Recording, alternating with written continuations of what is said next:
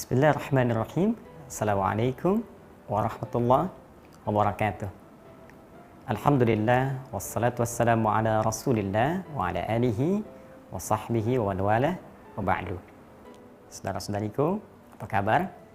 Saya bermohon pada Allah Subhanahu wa taala semoga kita senantiasa disehatkan, dirahmati dan diberkahi oleh Allah Subhanahu wa taala. Khusus di hari ini, hari kelima di bulan Ramadan, tentunya kita semua bermohon kepada Allah semoga seluruh ibadah yang telah kita tunaikan dari sejak awal pertama Ramadan hingga hari kelima ini berkenan diterima oleh Allah Subhanahu wa taala insyaallah. Baik, pada edisi Aku Suka yang kelima ini kita akan coba lanjutkan pembahasan di pertemuan yang lalu tentang satu keutamaan ibadah yang terdapat di bulan Ramadan yang disebut oleh Nabi Sallallahu Alaihi Wasallam dengan qama Ramadan atau qiyam Ramadan. Qiyam Ramadan. Ini sangat menarik karena ibadah puasanya disebut siyam. Ya, ibadahnya disebut siyam dalam arti puasa. Kemudian satu ibadah dalam konteks berpuasa ini yang tidak kalah penting sehingga redaksinya pun diserupakan dengan yang ini dalam hadis Al-Bukhari riwayat Abu Hurairah di nomor ke-38 di nomor ke-37 ya dalam kitab Siyam yang ini redaksinya man shoma ramadhana imanan wa ihtisaban ghufira lahu ma taqaddama min dhanbi, yang ini man qama ramadhana imanan wa ihtisaban ghufira lahu ma taqaddama min dhanbi. Secara singkat, kemarin kita telah uraikan bahwa ibadah qiyam ini berupa salat yang ditunaikan di malam-malam Ramadan yang memberikan dampak luar biasa berupa anugerah Allah Subhanahu wa taala yang bisa menggugurkan semua dosa-dosa yang pernah dikerjakan dari sejak balik sampai proses qiyam itu dilangsungkan.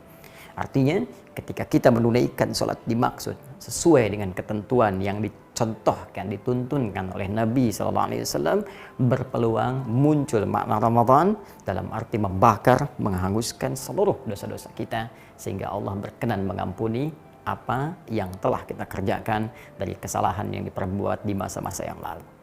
Nah, di pertemuan yang lalu kita telah ketahui bahwa formulasi bilangan sholat ini bilangannya ya pertama tidak terbatas dikerjakan berdasar hadis riwayat Muslim dari sahabat Ibnu Umar radhiyallahu taala anhuma nomor hadis 749 telah kita tuntaskan pertemuan lalu.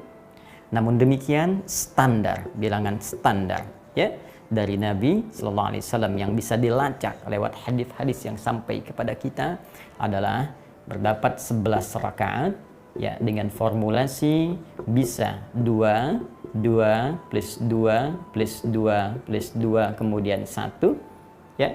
Kalau Anda ingin jadikan ini 2 plus 2 plus 2 plus 2 plus 2 10 ya. Bilangan rakaat qiyamnya ditambah dengan 1 untuk witirnya.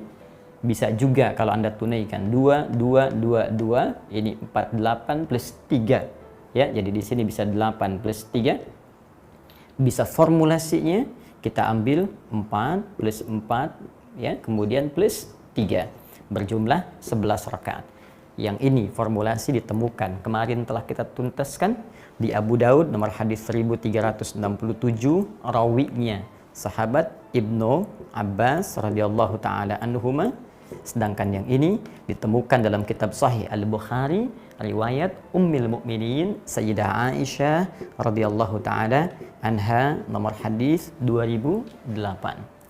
Nah, di sini kita berhenti kemarin tentang jumlah bilangan salat malam yang disebut dengan qiyam itu. Sekarang yang akan kita fokus bahas adalah tentang sifat, cara bagaimana Nabi menunaikan salat dimaksud. Seperti apa bacaannya, seperti apa beliau dalam proses penunaiannya, sehingga dengan itu bisa meraih apa yang dijanjikan oleh Allah melalui lisan Nabi SAW, ampunan yang diturunkan dalam proses penunaian salat dimaksud.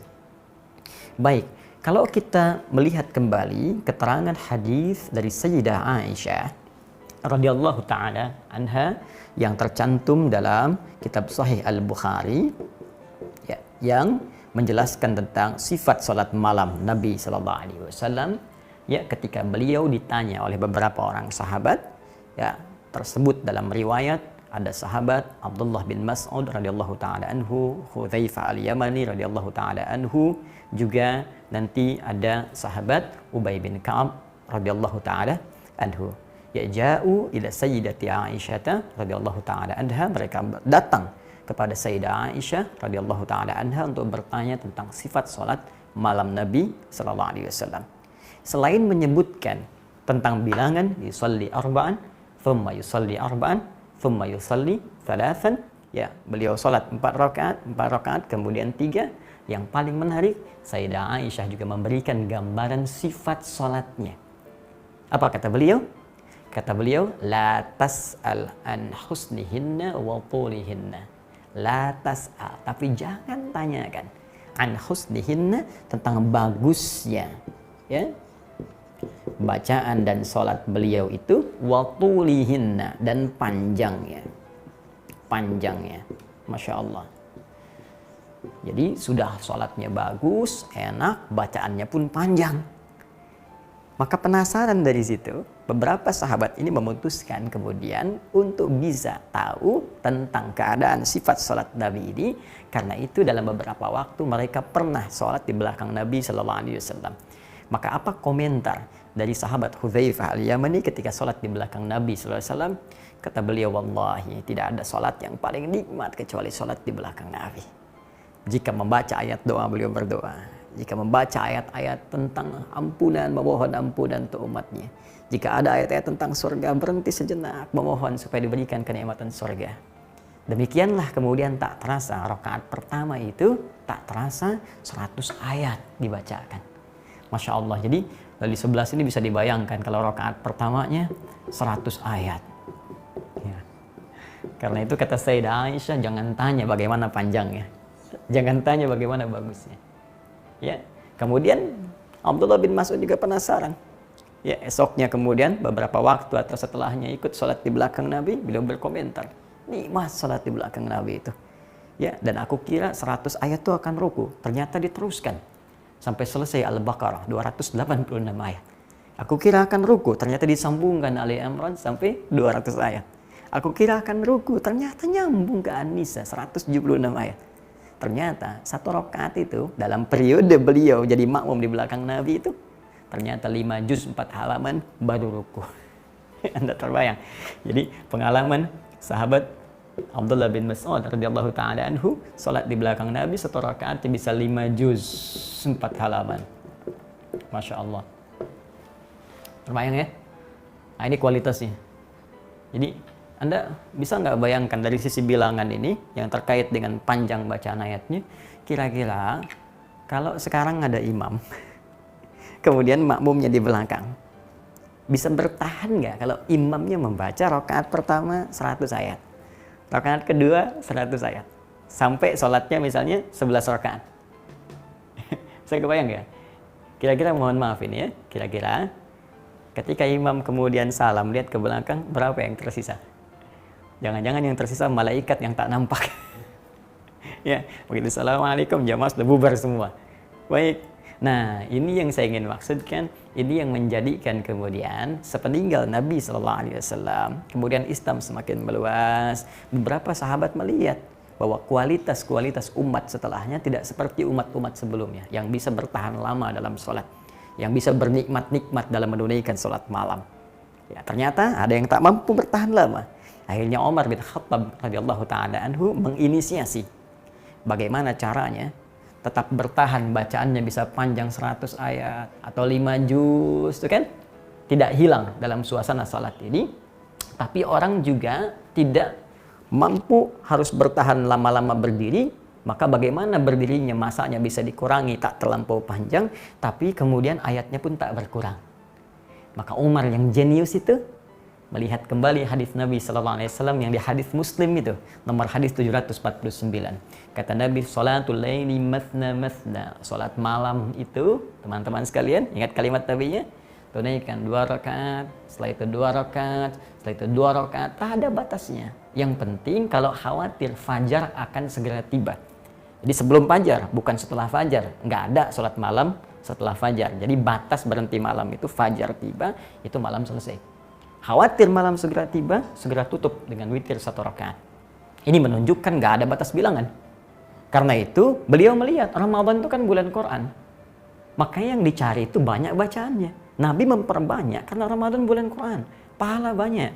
Dan di antara amalan yang cepat menghadirkan pahala itu baca Al-Quran. Salat 1 kali selesai 10. Ya, sekali selesai 10. Man ja'a bil hasanati falahu asyru amthaliha. Siapa yang mengerjakan 1 kebaikan hasanah dapat 10 pahala. Dan salat disebut hasanah. Innal hasanati yadhibna sayyi'at. Itu di Quran surah ke-11 ayat 114. Jadi baru selesai kita dapat 10. Ramadan kali 10 lagi. Tapi baca Quran setiap hurufnya 10. Man qara'a harfan min kitabillah falahu asyru hasanat. Siapa yang bisa membaca 1 huruf saja dari kitab Allah, Al-Quran, dia padananya dapat 10. Ya, bayangkan, bismillahirrahmanirrahim 19 kali 10 berapa? Sekarang 100 ayat. 1 ayat saja berapa huruf?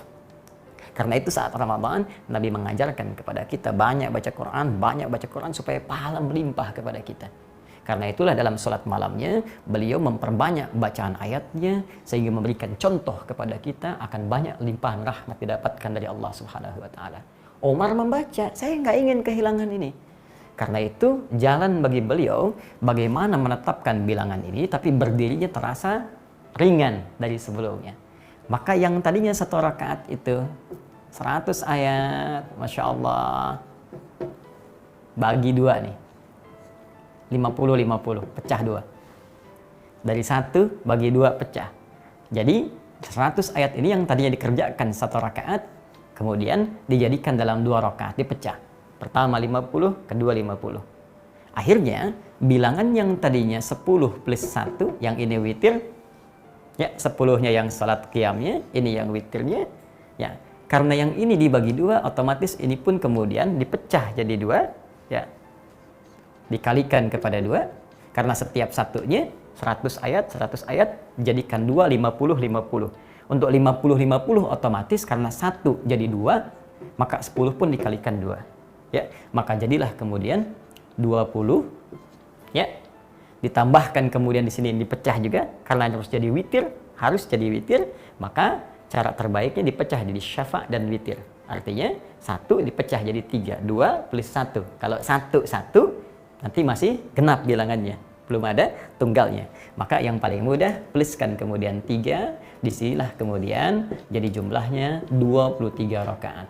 Ini yang populer juga dikerjakan dengan jumlah bilangan 23 rakaat. Dasarnya ada hadis Nabi Sallallahu Alaihi Wasallam. Inisiasinya diwujudkan oleh Umar bin Khattab radhiyallahu ta'ala anhu. Jika Anda ingin yang standar silahkan 11. Cuma Nabi bacanya panjang. Itu kalau kita ingin ikuti. Tapi kalau sulit pun kemudian kata Umar, bagaimana caranya pahalanya tetap banyak, bertahannya tak terlalu lama, maka jadikan jumlah bilangan rakaatnya jadi panjang supaya ayatnya bisa dipecah-pecah.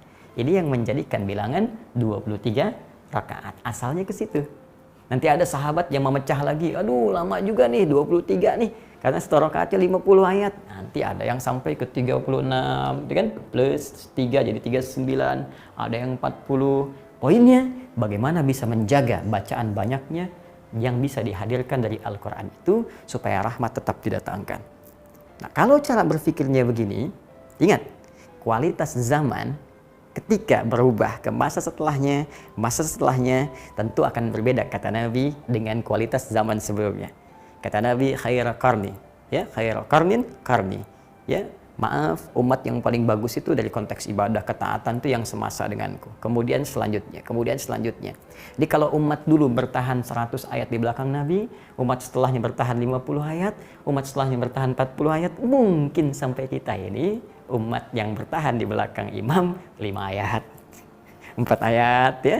Itu standar. Jadi tak mengapa kalaupun ada orang 11 rakaat, 1 rakaatnya misalnya dibaca 4 ayat, boleh. Dibaca 5 ayat, boleh. Ya, tapi kalau kita bisa tambahkan dari setiap hari meningkat akan lebih baik. Jangan sampai begini. Jangan sampai misalnya sudah 11 rakaat, yang dipilih misalnya yang sangat pendek luar biasa. Atau jangan-jangan cuma potongannya aja, Allahu Akbar waladhdallin, selesai Yasin, dikirakan panjang, Allahu Akbar. Ya.